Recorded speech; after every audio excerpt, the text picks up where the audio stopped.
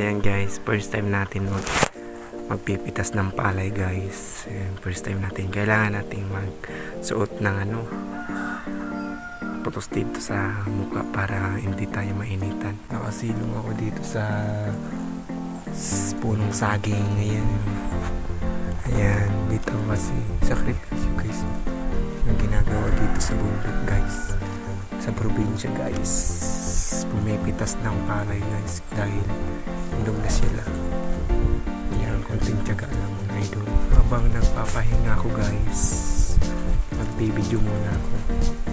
Ayan, ipakita ko sa inyo guys ito para alam niyo itong trabaho dito sa Bicol probinsya. Ayan, konting tiyaga lang guys. Sakripisyo. Pag hindi mo ito ginawa, wala kang makakain. Ayan guys, konting tiyaga lang. Meron na tayong makukuha ng kainin. Ayan, oh. Shout out sa nagtatrabaho sa bundok o kahit saan. Mga kontraksyon, ingat lagi kayo dyan. Ayan, sobrang init guys.